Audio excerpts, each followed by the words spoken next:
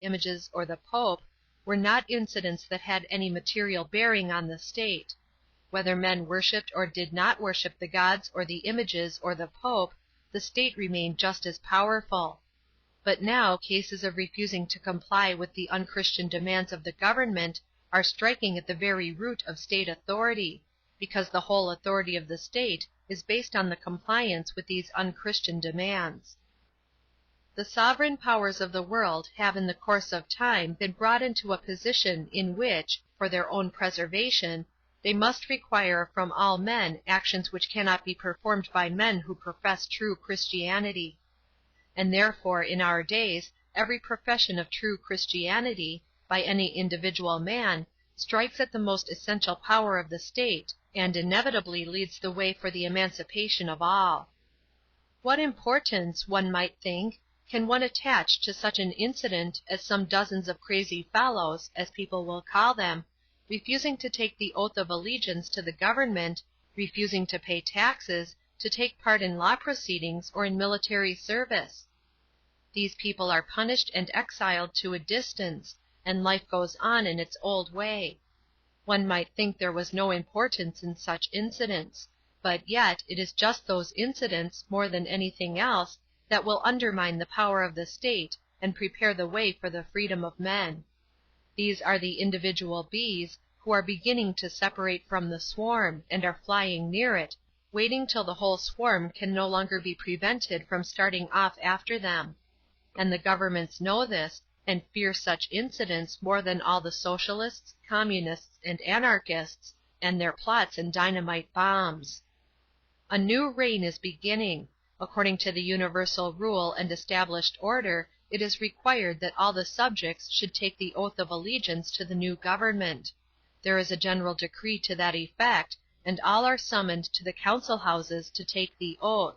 All at once one man in Perm, another in Tula, a third in Moscow, and a fourth in Kaluga declare that they will not take the oath, and though there is no communication between them, they all explain their refusal on the same grounds, namely, that swearing is forbidden by the law of Christ, and that even if swearing had not been forbidden, they could not, in the spirit of the law of Christ, promise to perform the evil actions required of them in the oath, such as informing against all such as may act against the interest of the government, or defending their government with firearms, or attacking its enemies.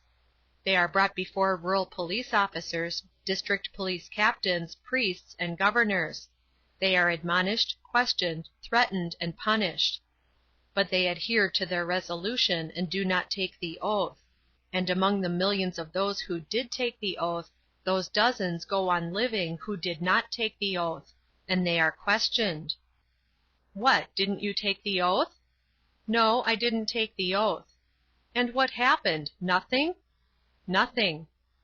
The subjects of a state are all bound to pay taxes, and everyone pays taxes, till suddenly one man in Kharkov, another in Tver, and a third in Samara refuse to pay taxes, all, as though in collusion, saying the same thing.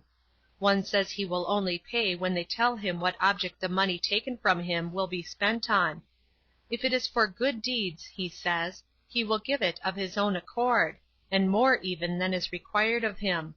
If for evil deeds, then he will give nothing voluntarily, because by the law of Christ, whose follower he is, he cannot take part in evil deeds. The others, too, say the same in other words, and will not voluntarily pay the taxes. Those who have anything to be taken, have their property taken from them by force. As for those who have nothing, they are left alone. What, didn't you pay the tax? No, I didn't pay it. And what happened? Nothing? Nothing. There is the institution of passports. Everyone moving from his place of residence is bound to carry one, and to pay a duty on it. Suddenly people are to be found in various places declaring that to carry a passport is not necessary, that one not ought to recognize one's dependence on a state which exists by means of force. And these people do not carry passports, or pay the duty on them. And again, it's impossible to force those people by any means to do what is required. They send them to jail, and let them out again, and these people live without passports. All peasants are bound to fill certain police offices, that of village constable and of watchman, and so on. Suddenly in Kharkov, a peasant refuses to perform this duty, justifying his refusal on the ground that by the law of Christ, of which he is a follower, he cannot put any man in fetters, lock him up, or drag him from place to place. The same declaration is made by a peasant in Tver, another in Tambov. These peasants are abused, beaten, shut up in prison, but they stick to their resolution and don't fill these offices against their convictions, and at last they cease to appoint them as constables, and again nothing happens. All citizens are obliged to take a share in law proceedings in the character of jurymen. Suddenly the most different people, mechanics, professors, tradesmen, peasants, servants, as though by agreement, refuse to fill this office, and not on the grounds allowed as sufficient by law, but because any process at law is, according to their views, unchristian. They fine these people, trying not to let them have an opportunity of explaining their motives in public, and replace them by others, and again nothing can be done. All young men of 21 years of age are obliged to draw lots for service in the army. All at once one young man in Moscow, another in Tver, a third in Kharkov, and a fourth in Kiev, present themselves before the authorities, and, as though by previous agreement, declare that they will not take the oath, they will not serve because they are Christians. I will give the details of one of the first cases, since they have become more frequent, which I happen to know about. [Footnote: All the details of this case, as well as those preceding it, are authentic.] The same treatment has been repeated in every other case. A young man of fair education refuses in the Moscow town hall to take the oath. No attention is paid to what he says, and it is requested that he should pronounce the words of the oath like the rest. He declines, quoting a particular passage of the Gospel in which swearing is forbidden. No attention is paid to his arguments, and he is again requested to comply with the order, but he does not comply with it. Then it is supposed that he is a sectary, and therefore does not understand Christianity in the right sense, that is to say, not in the sense in which the priests in the pay of the government understand it. And the young man is conducted under escort to the priests, that they may bring him to reason. The priests begin to reason with him, but their efforts in Christ's name to persuade him to renounce Christ obviously have no influence on him. He is pronounced incorrigible, and sent back again to the army. He persists in not taking the oath, and openly refuses to perform any military duties. It is a case that has not been provided for by the laws. To overlook such a refusal to comply with the demands of the authorities is out of the question, but to put such a case on a par with simple breach of discipline is also out of the question. After deliberation among themselves, the military authorities decide to get rid of the troublesome young man, to consider him as a revolutionist, and they dispatch him under escort to the committee of the secret police. The police authorities and gendarmes cross-question him, but nothing that he says can be brought under the head of any of the misdemeanors which come under their jurisdiction, and there is no possibility of accusing him either of revolutionary acts or revolutionary plotting, since he declares that he does not wish to attack anything, but, on the contrary, is opposed to any use of force, and, far from plotting in secret, he seeks every opportunity of saying and doing all that he says and does in the most open manner. And the gendarmes, though they are bound by no hard and fast rules, still find no ground for a criminal charge in the young man, and, like the clergy, they send him back to the army. Again the authorities deliberate together, and decide to accept him though he has not taken the oath, and to enroll him among the soldiers. They put him into the uniform, enroll him, and send him under guard to the place where the army is quartered. There the chief officer of the division which he enters again expects the young man to perform his military duties, and again he refuses to obey, and in the presence of other soldiers explains the reason of his refusal, saying that he as a Christian cannot voluntarily prepare himself to commit murder, which is forbidden by the law of Moses. This incident occurs in a provincial town. The case awakens the interest, and even the sympathy, not only of outsiders, but even of the officers; and the chief officers consequently do not decide to punish this refusal of obedience with disciplinary measures. To save appearances, though, they shut the young man up in prison, and write to the highest military authorities to inquire what they are to do. To refuse to serve in the army, in which the Tsar himself serves, and which enjoys the blessing of the Church, seems insanity from the official point of view. Consequently they write from Petersburg that, since the young man must be out of his mind, they must not use any severe treatment with him, but must send him to a lunatic asylum, that his mental condition may be inquired into and be scientifically treated. They send him to the asylum in the hope that he will remain there, like another young man who refused 10 years ago at Tver to serve in the army, and who was tortured in the asylum till he submitted. But even this step does not rid the military authorities of the inconvenient man. The doctors examine him, interest themselves warmly in his case, and naturally finding in him no symptoms of mental disease, send him back to the army. There they receive him, and making believe to have forgotten his refusal and his motives for it, they again request him to go to drill, and again in the presence of the other soldiers he refuses and explains the reason of his refusal. The affair continues to attract more and more attention, both among the soldiers and the inhabitants of the town. Again they write to Petersburg, and thence comes the decree to transfer the young man to some division of the army stationed on the frontier, in some place where the army is under martial law, where he can be shot for refusing to obey, and where the matter can proceed without attracting observation, seeing that there are few Russians and Christians in such a distant part, but the majority are foreigners and Mohammedans. This is accordingly done. They transfer him to a division stationed on the Zacaspian border, and in company with convicts send him to a chief officer who is notorious for his harshness and severity.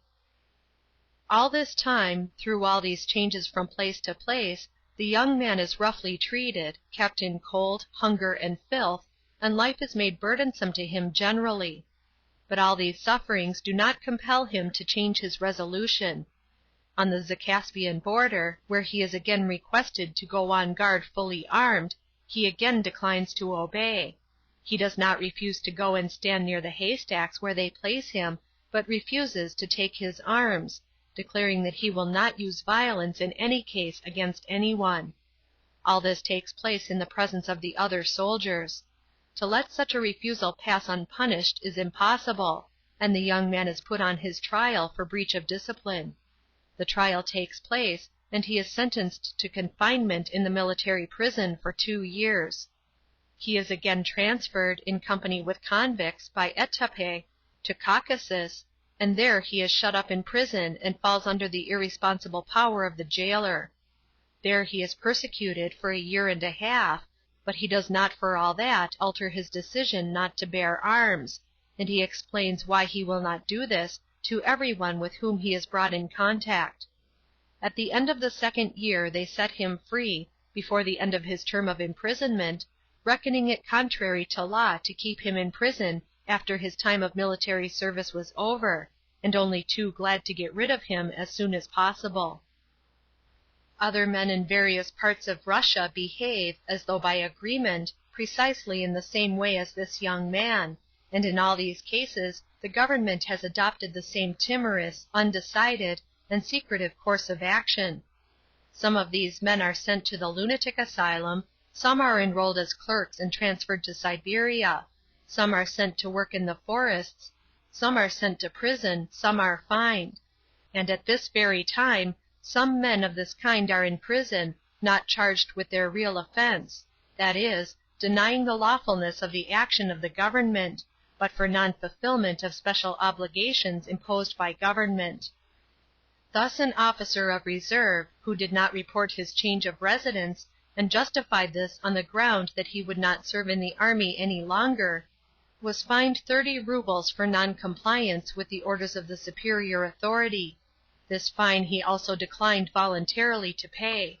In the same way, some peasants and soldiers who have refused to be drilled and to bear arms have been placed under arrest on a charge of breach of discipline and insolence.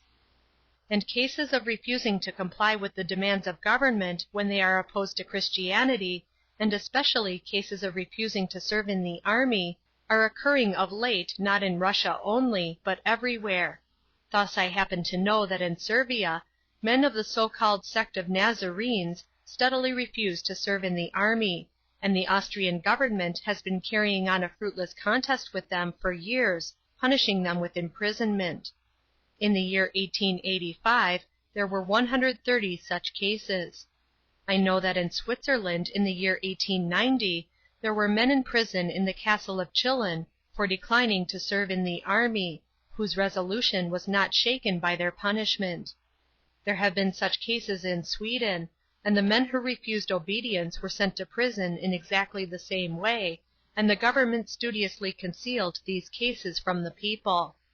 There have been similar cases also in Prussia. I know of the case of a sub-lieutenant of the Guards, who in 1891 declared to the authorities in Berlin that he would not, as a Christian, continue to serve, and in spite of all admonitions, threats, and punishments, he stuck to his resolution. In the south of France, a society has arisen of late bearing the name of the Hinchists. These facts are taken from the Peace Herald, July, 1891, the members of which refuse to enter military service on the grounds of their Christian principles. At first they were enrolled in the ambulance corps, but now as their numbers increase, they are subjected to punishment for non-compliance, but they still refuse to bear arms just the same. The Socialists, the Communists, the anarchists, with their bombs and riots and revolutions, are not nearly so much dreaded by governments as these disconnected individuals coming from different parts, and all justifying their non-compliance on the grounds of the same religion, which is known to all the world.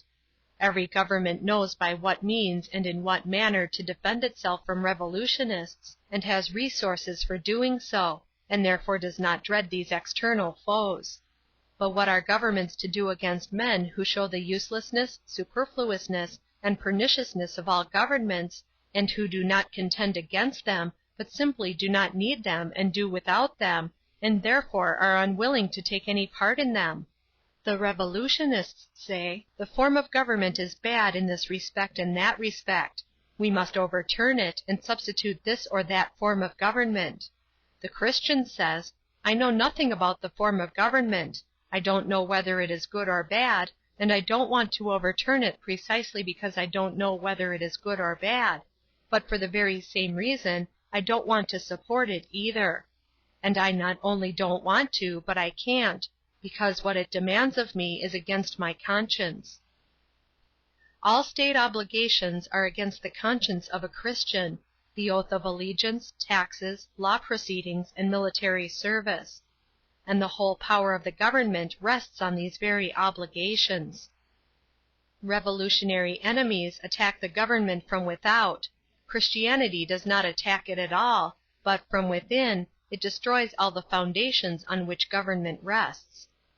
Among the Russian people, especially since the age of Peter I, the protest of Christianity against the government has never ceased, and the social organization has been such that men emigrate in communes to Turkey, to China, and to uninhabited lands, and not only feel no need of state aid, but always regard the state as a useless burden, only to be endured as a misfortune, whether it happens to be Turkish, Russian, or Chinese.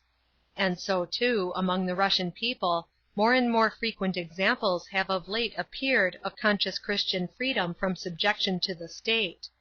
And these examples are all the more alarming for the government from the fact that these non-compliant persons often belong not to the so-called lower uneducated classes, but are men of fair or good education.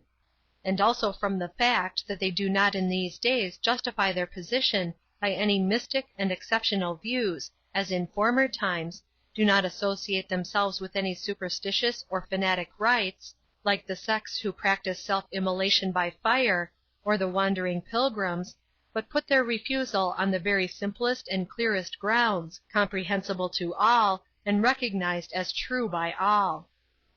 Thus they refuse the voluntary payment of taxes, because taxes are spent on deeds of violence, on the pay of men of violence, soldiers, on the construction of prisons, fortresses, and cannons. They as Christians regard it as sinful and immoral to have any hand in such deeds. Those who refuse to take the oath of allegiance refuse because to promise obedience to authorities, that is, to men who are given to deeds of violence, is contrary to the sense of Christ's teaching. They refuse to take the oath in the law courts because oaths are directly forbidden by the gospel.